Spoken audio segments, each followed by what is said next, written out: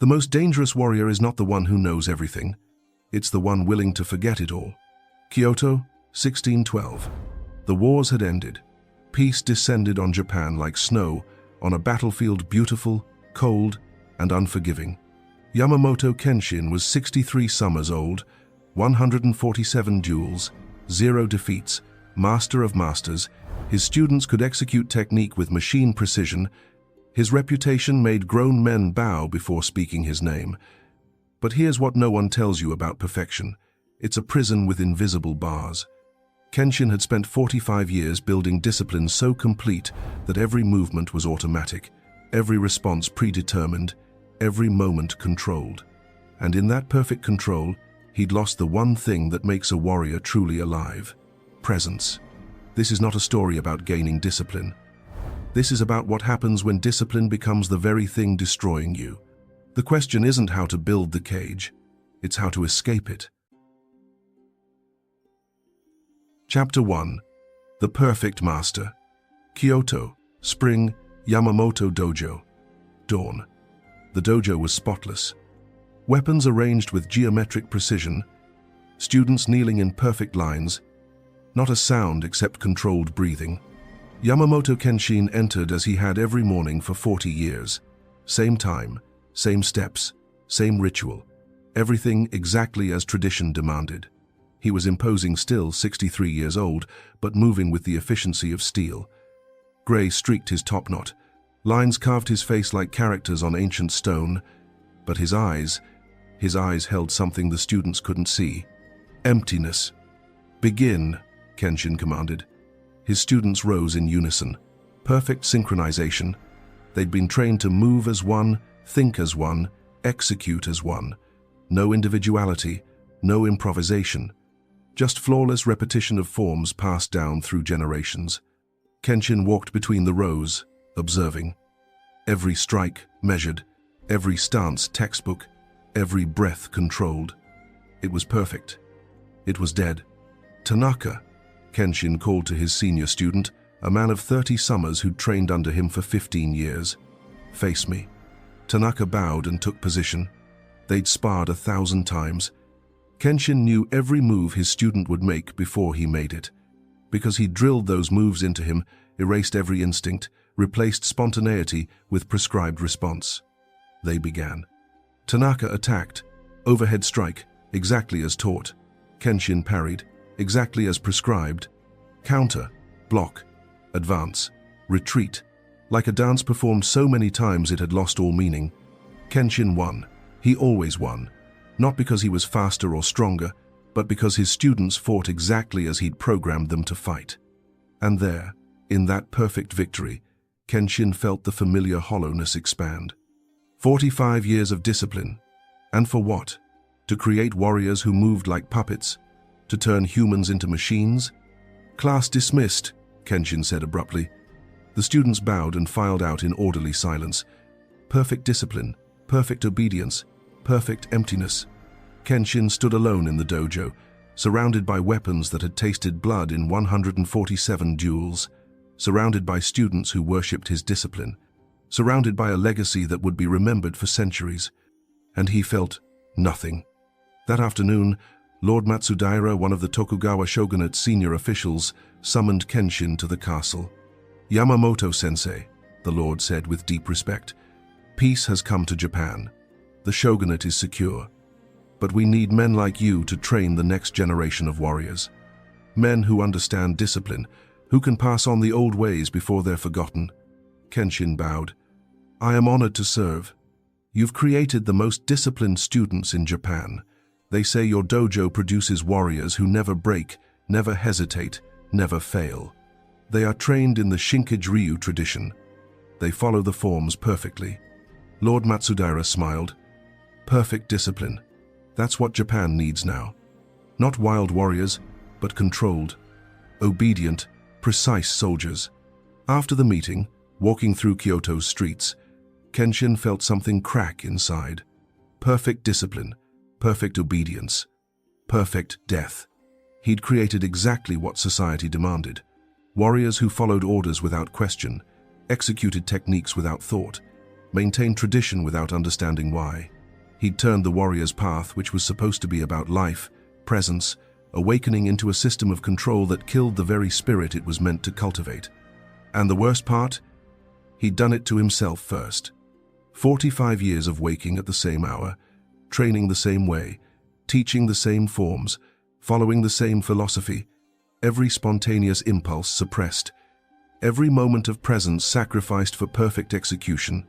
He'd built a cage so complete he couldn't even see the bars anymore. That evening, Kenshin did something he hadn't done in decades. He broke his routine.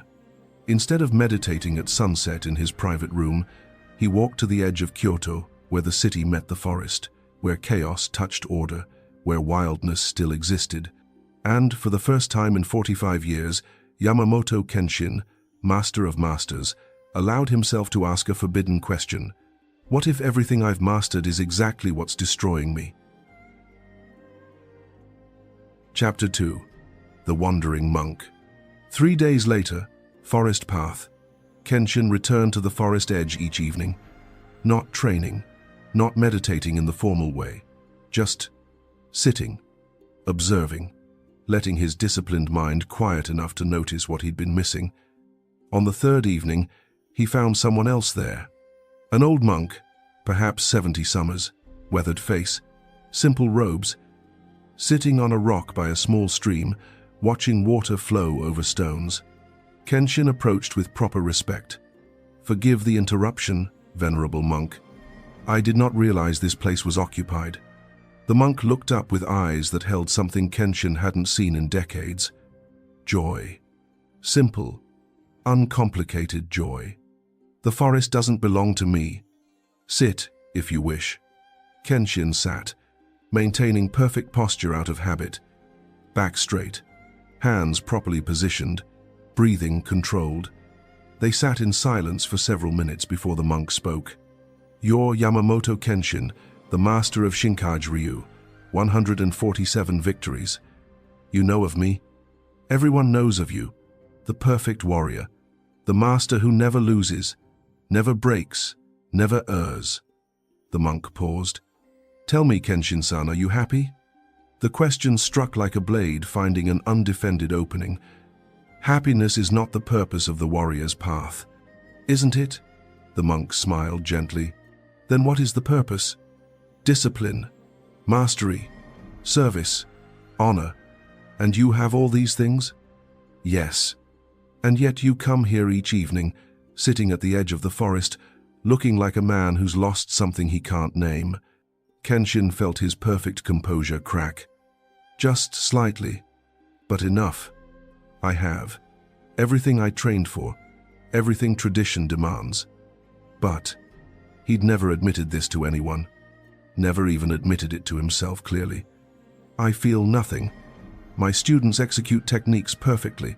My discipline never wavers. My legacy is secure. And I feel empty. The monk nodded as if this was the most natural thing in the world. Do you know what shoshin means, Kenshin-san? Beginner's mind. Of course, it's a basic Zen concept. Then tell me, when was the last time you experienced it? Kenshin opened his mouth to answer, then stopped. When? When had he last approached anything with fresh eyes? When had he last felt wonder, curiosity, the openness of not knowing? 45 years ago, he whispered, when I was a student. And now? Now I know everything, every technique, every form, every response to every situation.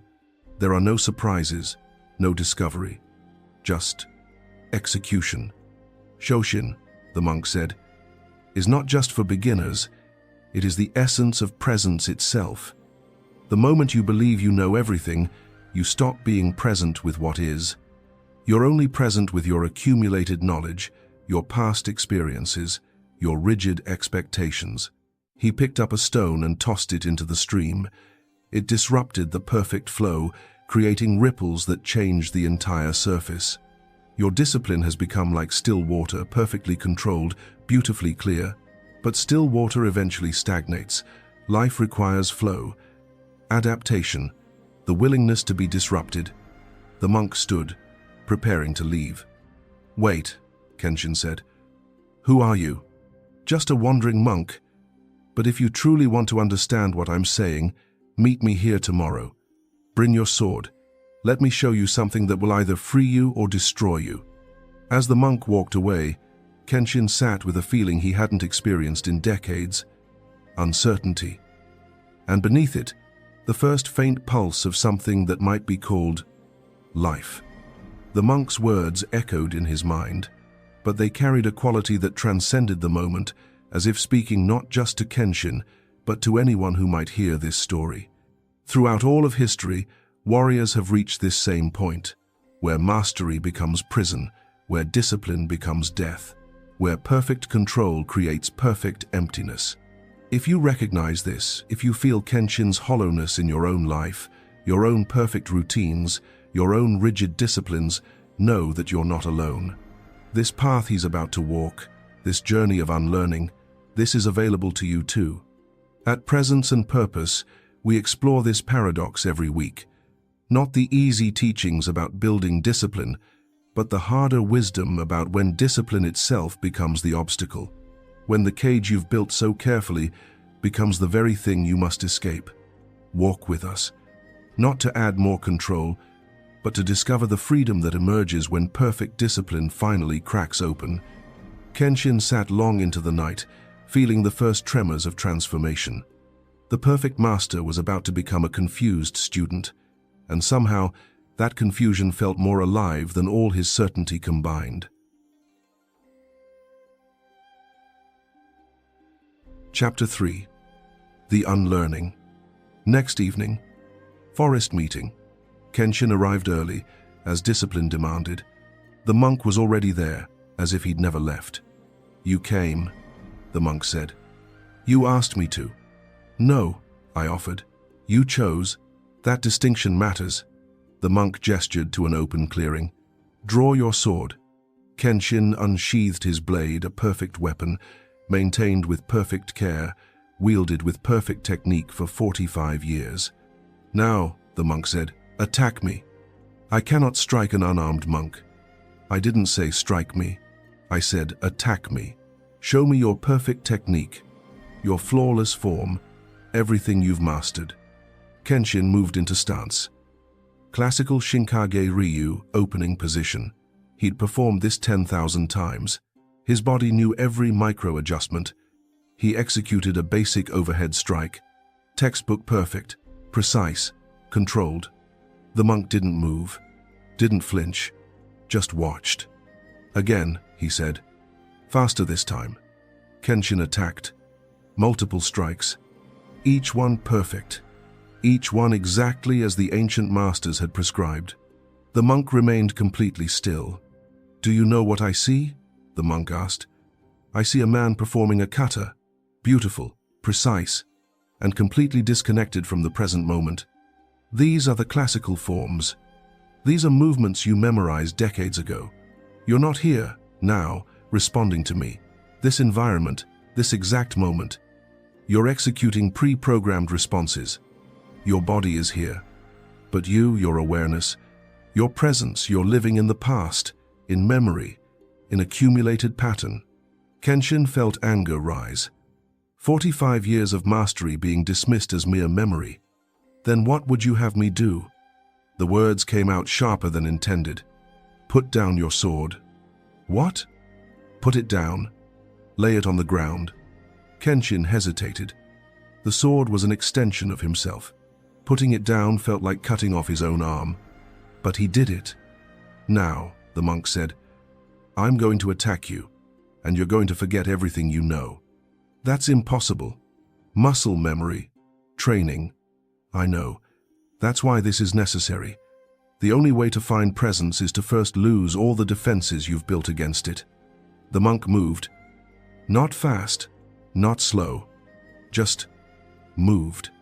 Kenshin's body responded automatically.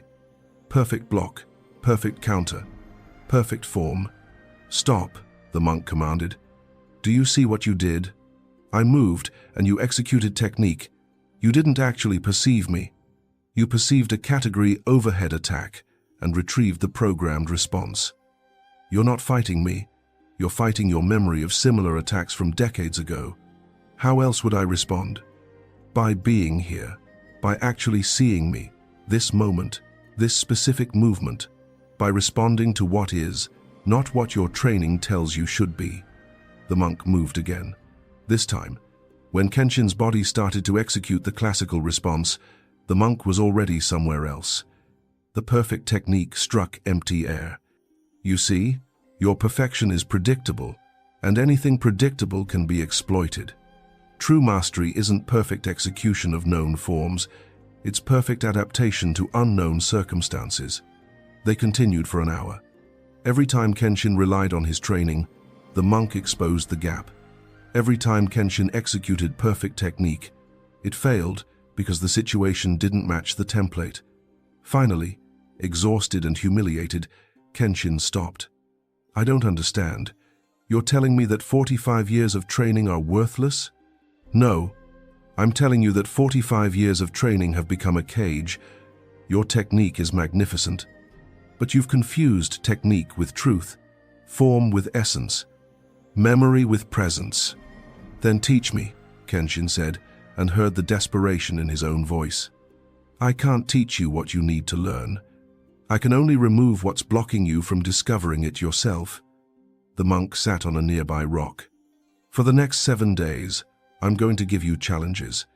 Each one will require you to abandon something you believe makes you a master.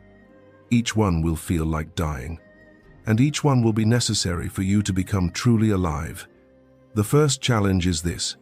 For the next 3 days, you are forbidden from teaching your students, forbidden from practicing any technique you know, forbidden from doing anything you've done before. You must approach every moment as if you've never experienced it.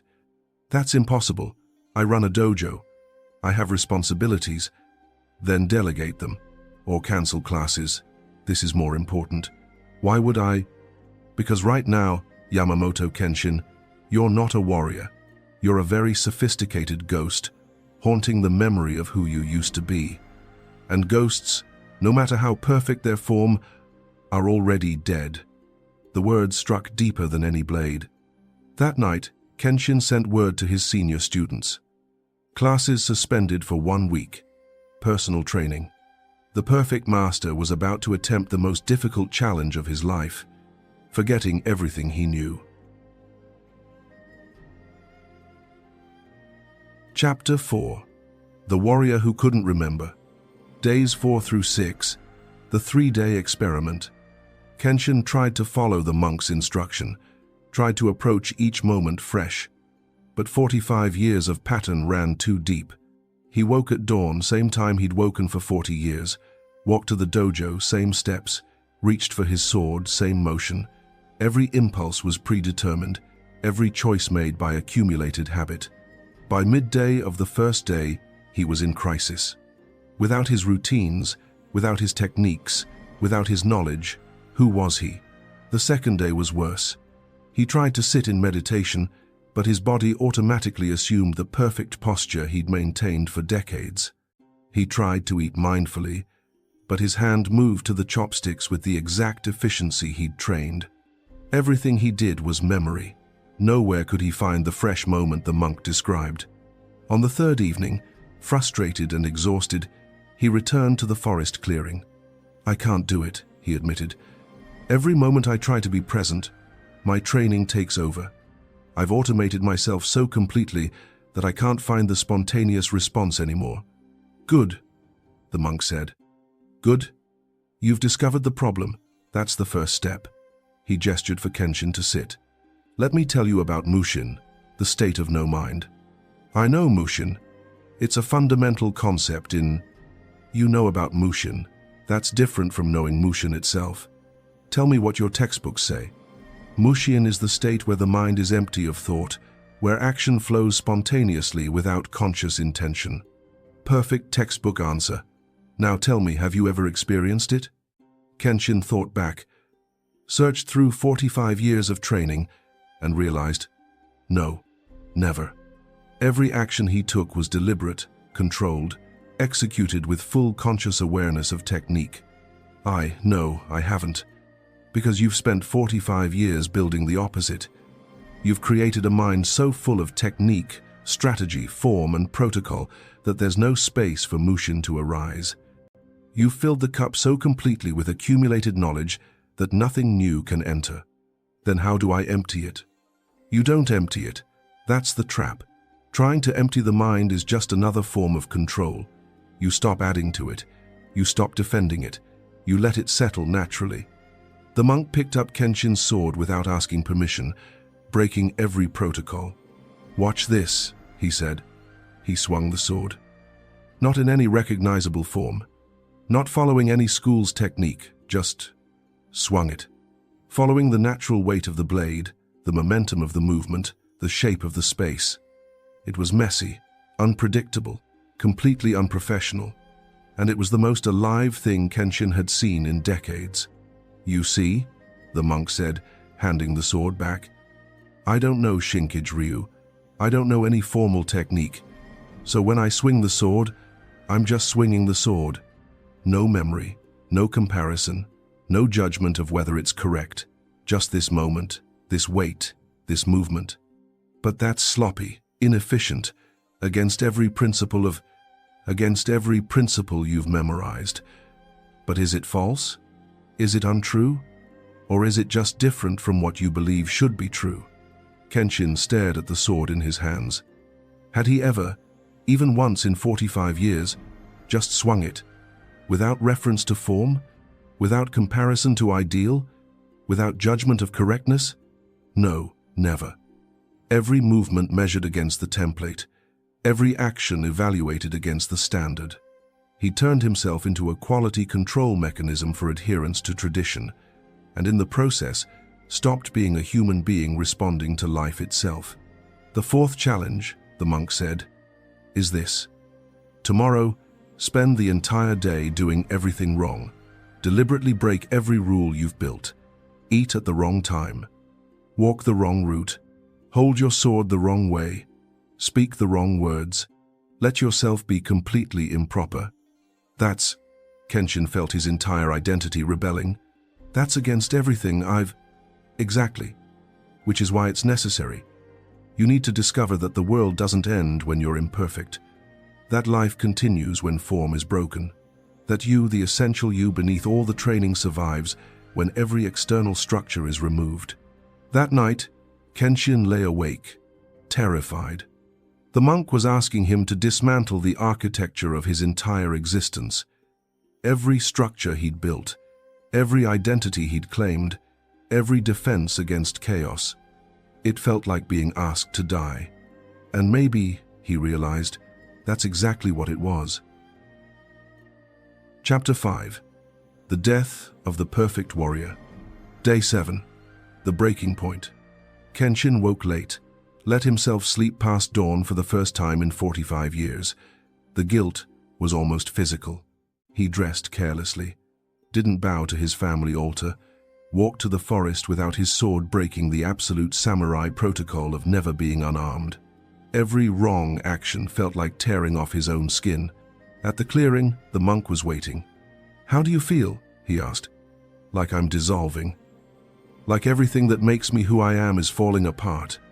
"Good, because everything you think makes you who you are is actually just accumulated habit masquerading as identity.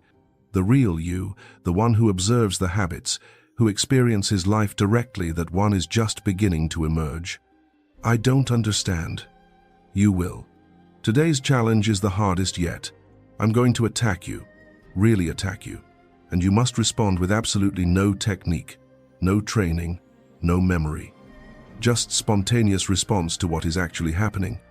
Kenshin felt fear, pure, unfiltered fear he hadn't felt since he was a young student.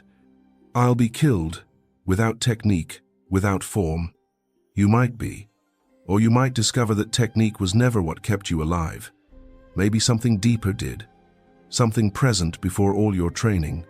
Something that emerges when all the overlay is stripped away." The monk attacked. Fast, real, dangerous. Kenshin's body responded automatically with perfect Shinkage Ryu defense. The monk stopped. Again. "Without that, let it go." They tried again. And again. Each time, Kenshin's training took over. 45 years of muscle memory couldn't just be shut off. Then the monk changed tactics. He created an attack pattern Kenshin had never seen, something no classical form addressed, something completely novel. And in that moment of genuine not knowing, something shifted. Kenshin moved. Not from technique, not from memory, just moved. His body responded to the actual threat, the actual space, the actual moment. It was messy, inefficient, completely unlike his perfect form, and it worked. For one heartbeat, just one, he'd been present. Truly, completely present. Not executing memory, but responding to reality. Then his mind caught up, tried to analyze what happened, and the moment was gone. But that single heartbeat changed everything. "Did you feel it?" the monk asked. "Yes. For just a moment I was. Here. Not remembering being here, but actually here. That's zanshin, remaining awareness. Not the awareness of technique, but awareness itself. Raw. Direct. Before thought divides it into categories." Kenshin sat heavily on the ground, trembling. "I've spent my entire life building perfect discipline, perfect control, perfect technique. And it was all just a defense.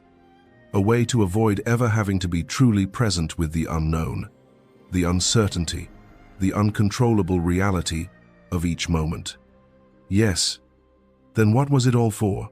45 years, 147 duels, thousands of hours of training. Was it all wasted? No, the monk said gently. It brought you here, to this moment, where you're finally ready to let it all go and discover what's underneath. Without those 45 years, you wouldn't have the foundation strong enough to withstand its own dissolution. He stood and offered Kenshin his hand. "The final challenge," he said, "is this. Return to your dojo, face your students, and teach them not what you know, but what you've just discovered. Teach them that mastery isn't the end. It's the place where true learning can finally begin." A feeling arose in Kenshin's meditation, not his thought, but something that seemed to speak through time itself to anyone who might hear. You who are listening to this story, you who feel the weight of your own perfect routines, your own rigid disciplines, your own carefully built cages, this teaching is for you too. At Presence and Purpose, we don't just teach discipline, we teach when discipline itself becomes the obstacle, when the structures you've built to protect yourself become the prison you need to escape.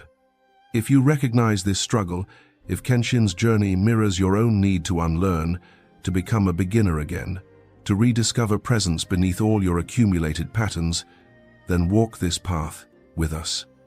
Every week, we explore these paradoxes. Not the easy answers, but the difficult questions that lead to transformation. Join us, not to add more control, but to discover what emerges when control finally surrenders. The insight passed, but its truth remained, settling into Kenshin like snow on stone. Chapter 6. The Dojo of Unlearning. Days 8 through 14. The Transformation. Kenshin returned to his dojo. His students knelt in perfect rows, relieved their master had returned after the unexplained 7-day absence. "Sensei," Tanaka said with proper respect, "shall we resume regular training?" Kenshin looked at them, saw himself in their rigid posture, their perfect discipline, their dead eyes. "No," he said, "today we do something different." Confusion rippled through the students. "Put away your swords," Kenshin commanded. More confusion, but they obeyed. "For the next 7 days, I'm going to teach you something no master has ever taught you. I'm going to teach you how to forget everything you know." Over the next week, Kenshin did what the monk had done for him. He created situations where technique failed, where perfect form was useless, where only presence and adaptation could work. He taught them to move without predetermined patterns, to respond to actual circumstances rather than memorized situations, to trust the moment rather than their training. Some students were horrified. This violated everything they understood about the martial way. Others, the ones whose spirit hadn't been completely crushed by rigid discipline, felt something awaken. On the 7th day, A group of visiting masters came to observe the famous Yamamoto dojo. They expected to see perfect synchronization, perfect execution of classical forms. Instead, they saw chaos. Students moving unpredictably, techniques being invented spontaneously, forms being broken and reassembled moment by moment. "Yamamoto-san," one master said with barely disguised contempt, "what has happened to your discipline?" Kenshin bowed respectfully. "I discovered it was killing my students. Now I'm teaching them to be alive. This is not the way of the samurai. Perhaps not the way it's been, but perhaps the way it needs to become." The visiting masters left, scandalized. Word spread through Kyoto. Yamamoto Kenshin had gone mad. The perfect master had abandoned tradition. His enrollment dropped. Lords stopped sending their sons. Other masters publicly criticized his methods. But something else happened. The students who stayed, the ones willing to unlearn, transformed. They moved differently, fought differently, carried themselves with a presence that made observers uncomfortable because it was so alive, so unpredictable, so real. They weren't better at executing forms, they were better at being present with what is. One afternoon, a young samurai from a rival school challenged Kenshin. The young man was talented, aggressive, full of the rigid confidence that comes from years of discipline. They faced each other. The young samurai attacked with perfect technique, classical overhead strike, exactly as the books prescribed. Kenshin didn't counter with classical response. He just moved. Not from technique, but from presence. His body responded to the actual attack, not the category overhead strike, but this specific movement, in this specific moment, by this specific person. His response was unorthodox, unpredictable, completely outside any school's curriculum, and devastatingly effective. The young samurai found himself disarmed, without understanding how. "What school was that?" the young man asked, confused. "No school," Kenshin said. "Just this moment." Chapter 7. The Master Who Became a Student. 3 years later. Kenshin was 66 now. His dojo had shrunk from 80 students to 20, but those 20 were different from any warriors in Japan. They could still execute perfect technique when needed, but they weren't slaves to it. They could follow form perfectly, but they could also abandon it completely when circumstances demanded. They'd learned what Kenshin had learned. True mastery isn't perfect execution, it's perfect adaptation. One day, a former student, one who'd left when Kenshin went mad, returned. "Sensei," the man said, "I've trained at 3 other dojos since leaving here. All of them taught me perfect technique. All of them made me a better fighter. But," he struggled for words, "I feel dead inside, just like I did here 3 years ago. And I remembered that before you changed, you looked the same way, dead inside despite being perfect outside." "And now?" Kenshin asked. "Now you look alive, even though your technique is..." The student searched for words. "Less perfect. You look alive. Do you want to learn that?" "Yes. But I'm afraid. Because learning it seems to require unlearning everything I've built, and I've built so much." "I know. That's the terror of it." Kenshin gestured for the student to sit. "Let me tell you what I've learned in 3 years of unlearning. Everything I spent 45 years mastering. The warrior path has been taught wrong for centuries. We've been teaching young men to build perfect discipline, perfect control, perfect technique. We've told them this is mastery, but it's not. It's just stage 1. Stage 1 is necessary. You need foundation, you need technique, you need discipline. Without it, you're just chaos. But, and this is what no one tells you, stage 1 is just the preparation for stage 2. Stage 2 is learning that everything you built in stage 1 can become your prison. That perfect discipline can make you rigid. That complete control can make you unable to adapt. That flawless technique can make you predictable and therefore defeatable. Stage 3, true mastery, is learning when to use what you built and when to abandon it completely. It's holding discipline lightly enough to let it go when presence demands it. It's being so secure in your technique that you can forget it entirely when the moment requires something unprecedented. The former student listened, and in his listening, something opened. Most warriors never reach stage 3, Kenshin continued, because they can't bear the death of stage 1. They can't survive the dissolution of everything they've built. They'd rather live as perfect but dead masters than risk the chaos of becoming students again. But here's the secret: the death is not real. What dies is only the identity you built around the discipline. The discipline itself, when you need it, remains. You just stop being enslaved to it. They sat in silence for several minutes before Kenshin spoke again, this time with a voice that seemed to transcend the immediate moment. This teaching, this paradox of mastery, continues beyond this dojo, beyond this era, beyond feudal Japan itself. Wherever humans build perfect systems and then discover those systems have become prisons, this truth waits. At presence and purpose, we preserve this understanding. Not the easy path of building discipline, but the harder wisdom of knowing when discipline itself must be transcended. For those who hear this story and recognize themselves, who feel the deadness of their own perfection, the rigidity of their own control, this community awaits. We explore these paradoxes weekly.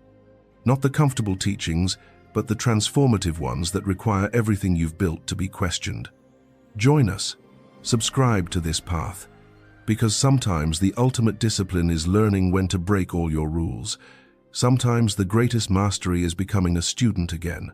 Walk with us, not to gain more control, but to discover the freedom that emerges when perfect discipline finally learns to dance. The former student bowed deeply. "Sensei, I want to train here again, but differently this time." "Good," Kenshin said. "Then let's begin by forgetting everything you know." The way forward. 8 years after the awakening, Kenshin was 69 years old now. He'd lived longer than most samurai who'd fought in the wars, and he'd discovered something. The real war wasn't on battlefields, it was in the mind.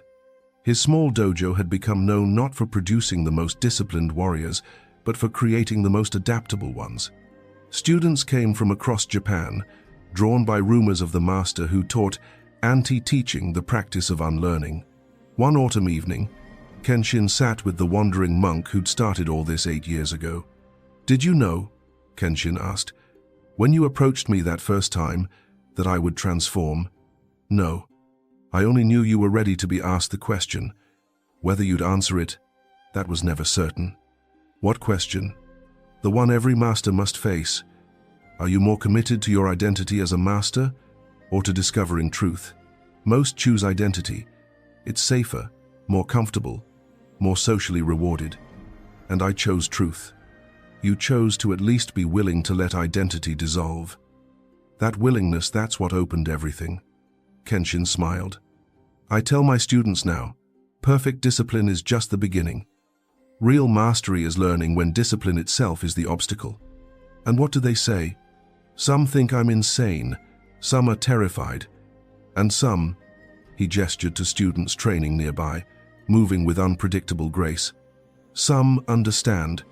Those are the ones who become truly dangerous, because they have both discipline and freedom, both structure and adaptability, both form and formlessness. They're the ones who can play within the rules and break them simultaneously, who can follow tradition perfectly while transcending it completely." The monk stood to leave. "My work here is done. You've learned what you needed. Will I see you again? Perhaps, if you forget all this and need to be reminded." The monk's eyes twinkled. "The danger of mastering unlearning is thinking you've mastered it. The moment you believe you've arrived, you've become rigid again. The path is practicing beginner's mind forever." After the monk left, Kenshin sat alone as stars emerged in the darkening sky.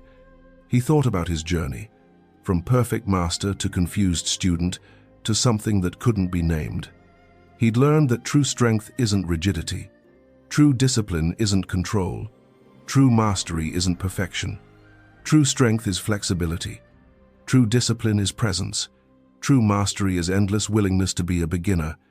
A young student approached one who'd arrived just that week. "Sensei, I'm afraid I don't understand your teaching. It seems to contradict itself. You say build discipline, then abandon it. Follow form, then break it. Master technique, then forget it. How can all these contradictions be true?" Kenshin smiled. "They can't be. That's the point. Truth lives in the space between the contradictions, not in choosing one side over the other." "I still don't understand." "Good. That's the perfect place to begin. Come back tomorrow. We'll start your training by teaching you everything wrong." The student bowed and left, more confused than ever. Kenshin sat alone in his dojo, surrounded by weapons that had tasted blood in 147 duels, surrounded by a legacy of unlearning that would confuse scholars for centuries, surrounded by the paradox of his entire life. He'd become a master by forgetting how to be one. He'd found presence by abandoning perfect control. He'd discovered life by allowing his perfect discipline to die. And somewhere in that death, in that dissolution, in that terrifying loss of everything he'd built, he'd found something no technique could teach, no tradition could preserve, no discipline could capture.